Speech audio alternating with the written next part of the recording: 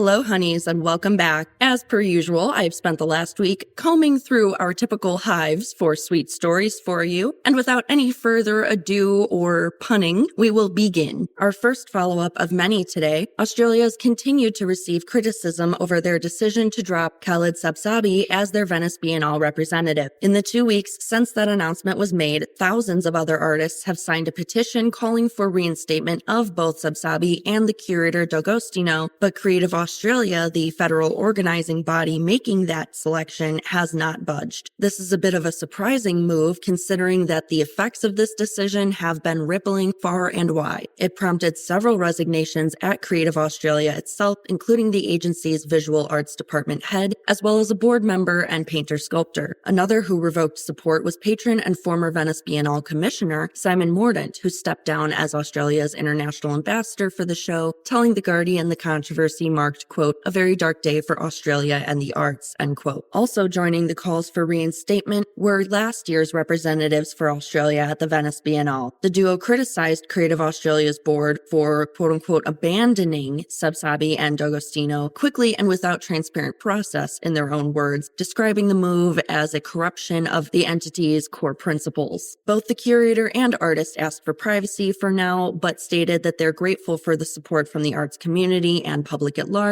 and remain, quote, committed to the fundamental principles of artistic expression and cultural dialogue, end quote. We also heard last week about civil liberty organizations demanding that police return the controversial Sally Mann photographs, which were removed from exhibition in early January. The artworks were pulled from a show at the Modern Art Museum of Fort Worth in Texas by local police following allegations by politicians and locals that they were, quote unquote, child porn, and a little reminder that the museum did attempt to cooperate with this investigation. But on Wednesday of last week, the American Civil Liberties Union of Texas, the Foundation for Individual Rights and Expression, and the National Coalition Against Censorship all sent a joint letter to the chief of Fort Worth Police calling for the investigation to be called off on the grounds that seizing the images and continuing to prevent the public from viewing them is an unconstitutional violation of the First Amendment, said the director of public policy at the Foundation for Individual Rights and Expressions, one Aaron Turr, quote, anyone who's ever taken a photo of their child or grandchild taking a bath understands that not all photographs of child nudity are malicious, let alone child abuse. The seizure of Mann's works is an egregious abuse of power that dishonestly conflates artistic expression with sexual exploitation, end quote. Legal director of the ACLU of Texas, Adriana Piñon, described the use of criminal legal processes to censor art and expression, especially by government officials, as shameful. A police official has confirmed to the Dallas Morning News that there are no updates on the investigation right now and that the photos remain in a police department property room. We'll take a brief moment to cover the results of Sotheby's Saudi debut. The highly anticipated sale on February 8th brought in a total of $17.3 million for the 117 lots, which featured art, luxury handbags, and other collectibles like sports memorabilia. Among such top sales was Rafiq Anadol's Machine Hallucinations Space Chapter 2 Mars, which sold for $900,000 after fees to the Biddy Foundation, which is a newly established philanthropic initiative focused on art, blockchain, and community engagement. This was the AI artist's third most expensive work sold at auction. More importantly, Middle Eastern art outperformed Western works, with 89% of the former available lots sold. Sotheby's reported bidders from over 45 countries participated, with nearly a third of the lots selling to buyers in Saudi Arabia. They also boasted a 30% demographic aged 40 or younger. Less than 2 weeks after the National Endowment for the Arts updated its grant guidelines and canceled its Challenge America grant opportunity, the New York Times has reported that over 460 creatives have signed a letter for the NEA to roll back the DEI restrictions, which are already deeply affecting national institutions and forcing artists, museums, galleries alike to rethink how they operate. The 463, by some sources count, artists, dancers, poets, and cultural workers sent the letter on Tuesday, February 18th, asking the leadership of the agency to reverse course on its compliance. They also protested the newly accepted requirements for grant applications. The updated compliance guidelines necessitate that organizations submitting a grant application will provide records of their compliance with executive orders in addition to with pre-existing NEA requirements, including adherence to acts preventing age or disability discrimination. Among the most prominent signatories is Holly Hughes, one of the 4 artists who had their 1990 NEA funding denied amid conservative politicians' criticisms of the time. Other signers include Pulitzer Prize-winning playwrights Jackie Sibley's Drury, Lynn Nottage, and Paul Vogel. Hughes told the New York Times, quote, "In some ways, this just feels like deja vu all over again. These funding restrictions are a good barometer for who is the easy punching bag in American culture at the moment," end quote. According to the letter's organizer, Annie Dorson, the theater director and 2019 MacArthur Fellowship recipient, the list of names is private, but all signees demand that the NEA reverse its direction, writing that, quote, "Abandoning our values is wrong and it won't protect us. Obedience in advance only feeds authoritarianism," end quote. They go on to write that they oppose the betrayal of the endowment's mission, quote, "to foster and sustain an environment in which the arts benefit everyone in the United States," end quote. To round things out, honeys, it's important that we note established experts do say that requiring compliance with federal policy is a well-established practice for grant-making agencies. But the open letter signatories are accusing the NEA of making, quote, "a short-sighted decision," end quote, to conform with potentially unconstitutional orders. They also asked the NEA to refuse similar future restrictions. We will see which sense of duty the NEA decides to respond more to, the duty to follow orders or the duty to its community. Our previously covered lost Camille Claudel sculpture sold in Paris for $3.8 million, titled, and I'm doing my best here, La Jeunesse et l'âge mûr, or the Age of Maturity. It is an expressive bronze sculptural group of a man and 2 women, one aged and apparently guiding him ahead while the younger kneels clutching his hands. Claudel created several versions of the scene, but only 3 other bronze versions of l'âge mûr are known to exist and are museum-owned. It sold at auction in France for double its pre-sale estimate, $3.8 million US or 3.7 million in euros, and is now the second most expensive piece by Claudel ever sold. The top record holder is a single casting bronze, sold for 5.1 million euros at Sotheby's London in June 2013. Last week also saw hope for fire relief spreading through Frieze LA as dealers reported coordinated efforts and sales of over 1 million US. Uncertainty surrounded Frieze as just weeks ago, wildfires were devastating entire neighborhoods outside of LA and thousands of artists lost their homes or even entire oeuvres in the blazes. But shortly after their conclusion in mid-January, Frieze organizers said they would edit and host the event, quote, "in a way that genuinely supports the local economy and the arts community," end quote. They apparently succeeded, with feelings at the fair, according to our reports, including relief, excitement, and gratitude at collectors for showing up and supporting the community through this difficult time. This headline caught our attention, honeys, because of how Frieze organizers have incorporated several fundraising and relief efforts successfully into its programming. One such highlight is the Frieze Arts Alliance, which is an initiative involving about 20 museums nationwide, including the Guggenheim and the Institute of Contemporary Art Miami, who will use their acquisition budgets to purchase artworks at the fair as a form of recovery efforts. We also saw the Galleries Together initiative take shape. In that one, Gallery Victoria Miro opened their booth to other participating galleries who wanted to donate works for sale to benefit the LA Arts Community Fire Relief Fund. Multiple of those later sold. By the end of its VIP day, Thursday of last week, the fair had sent out a 1,500-word email reporting strong sales, an energetic opening day, and a long list of sold-out booths and major sales, and the press definitely noted a star-studded attendee list, names like Christian Bale, Kid Cudi, Gwyneth Paltrow, and top 200 collectors as well. All in all, a wonderful example of fairs stepping up to serve their communities and not only be a commercial event, and also of a local community really coming together in mutual support. Another headline, Louise Riggio, widow of the Barnes & Noble founder, has agreed to auction her $250 million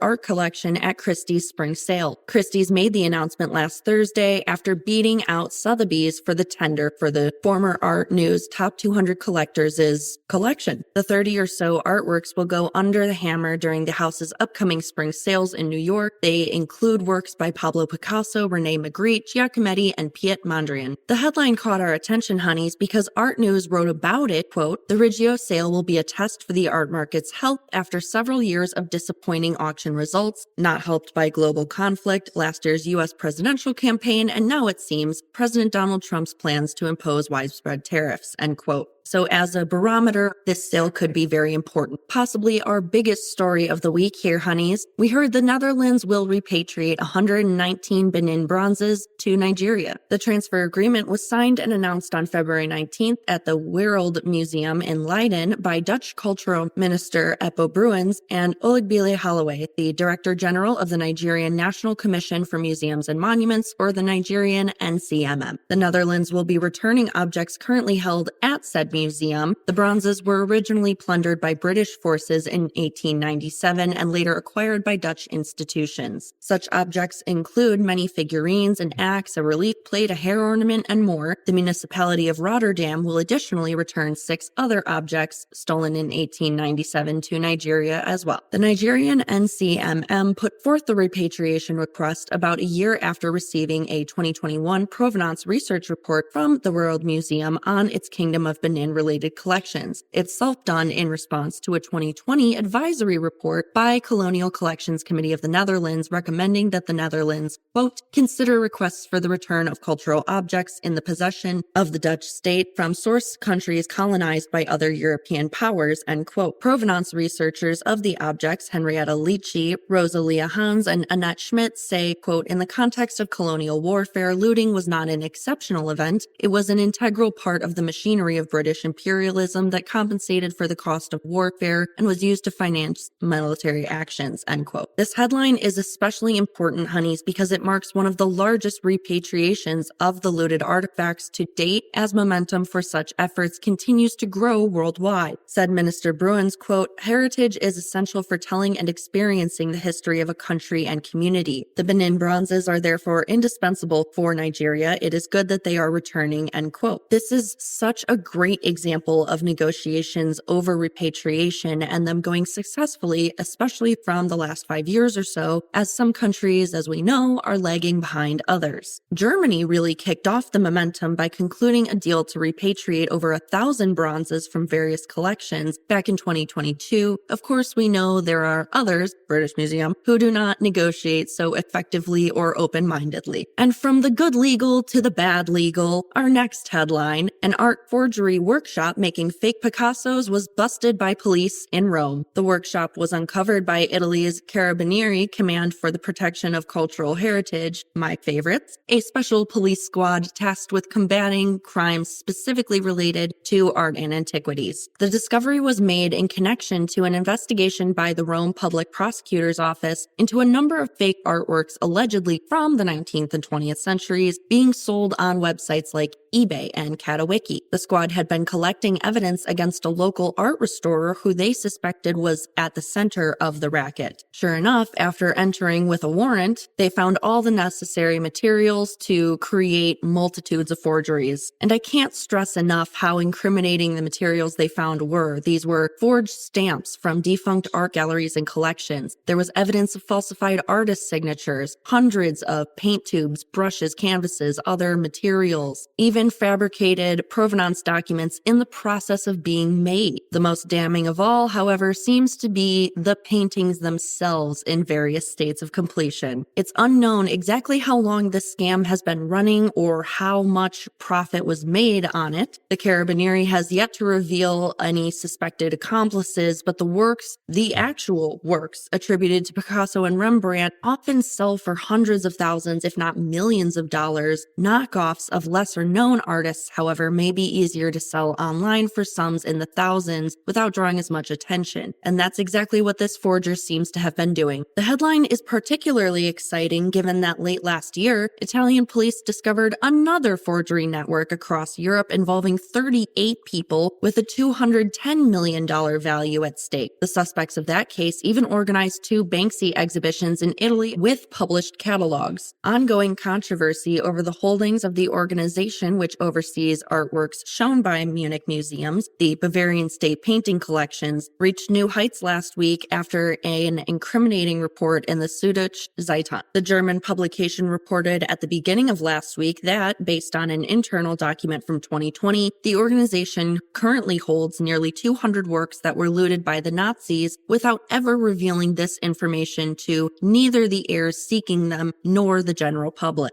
This alleged secret-keeping by the BSPC, let's just call them, was described by Claudia Roth, the German culture minister, as lacking transparency. She went on to, a little more strongly, accuse the organization of, quote, deliberate concealment and prevention of fair and just solutions, end quote. The headline matters, honeys, because even though representatives from the Bavarian state painting collections disputed aspects of this report, it has raised concern among German politicians especially. Despite its 2022 release of a 1,000-plus artwork public database to offer access to the works acquired during the Nazi era, the Bavarian state painting collections has seen all kinds of flare-ups for provenance before and after. For example, in 2023, the Pinakothek der Moderne removed the 1903 Picasso painting Madame Soler from view because some art historians cast doubt on whether the museum should be able to exhibit it due to questions of legitimacy surrounding the Nazi-influenced transfers and sales that landed it there. Our next headline, suggestive portraits of queer priests and nuns have sparked fury and protests in Mexico. The works in question, the 9 paintings completed between 2018 and 2023, are part of the exhibition La Venida del Señor, or The Coming of the Lord, by Fabián Chiarez. It opened at the Academia de San Carlos Centro Histórico, which is affiliated with the Autonomous University of Mexico, or UNAM, in Mexico City on February 5th. They feature consecrated men and women in undeniably suggestive poses, but still clothed. For example, in some, priests are depicted performing individual or group fellatio on melting altar candles. This is consistent, however, with the artist's practice of creating sexual diversity and subverting traditional gender roles through retellings of Mexican history and Christianity. Chiarez told Hyperallergic, quote, "It's an exercise in which I make a comparison between religious ecstasy and sexual ecstasy, two things that would appear to be opposites but actually have more in common." But the Mexican chapter of the Association of Christian Lawyers, or ACC, found it terribly offensive and filed a legal complaint with the government entity, the National Council to Prevent Discrimination, or CONAPRED, against Chiarez. They declined to provide further comment to our sources because of the confidential nature of said complaint. What we do know is that the complaint claims La Venida del Señor, quote, violates the right to freely profess one's faith without being the subject of attacks, end quote. The digital version of the complaint garnered 9,000 signatures, including some by conservative Mexican politicians. Another protest intervention occurred inside the galleries on February 19th when members of UNAM's Catholic community entered the space and staged a symbolic closure of the show with caution tape, signs, and t-shirts logoed with the phrase "No ofendas mi fe en nombre del arte," or "Don't offend my faith in the name of art." The action was peaceful and the participants left without incident. The artist himself said, quote, "I think there are other issues we should be protesting against, such as the church's abuse of power and sexual abuses within the church," end quote. Chiarez clarified that the university began some security measures to avoid additional tensions with the public, quote, "But so far there are no indications that the show will be closed, and I think that's a very positive stance on their part," end quote. We got wind that the first royal tomb since King Tut's was unearthed in Egypt. In a statement on Tuesday from the Egyptian State Information Service, the media office of Egyptian President Abdel Fattah el-Sisi confirmed the discovery of the last missing tomb of King Thutmose II from ancient Egypt's 18th dynasty by an English-Egyptian archaeological mission. That name, Thutmose II, may sound familiar because of our episode on the legacy of his half-sister and later regent, Queen Hatshepsut. Thutmose II is thought to have died prematurely from disease around age 30, but very little else is known. As we said, this is the first royal burial site to be unearthed since the discovery of King Tut in 1922. It was found in poor condition because of floods shortly after the pharaoh's death and afterwards the moving of much of its contents to a secondary location. The Secretary General of Egypt's Supreme Council of Antiquities, Mohammed Ismail Khalid, described it as, quote, "one of the most important archaeological discoveries in recent years to the reign of King Thutmose II, as the funerary furniture of this king was found for the first time," end quote. And finally, honeys, we heard that North America's first and only Leonardo da Vinci Museum is slated to open in Colorado. The museum's interactive exhibitions and life-size replicas based on da Vinci's drawings and sketches will center on a science, technology, engineering, art, mathematics, or STEAM approach. The new home will be the former Professional Bull Riders Center near the historic Arkansas Riverwalk.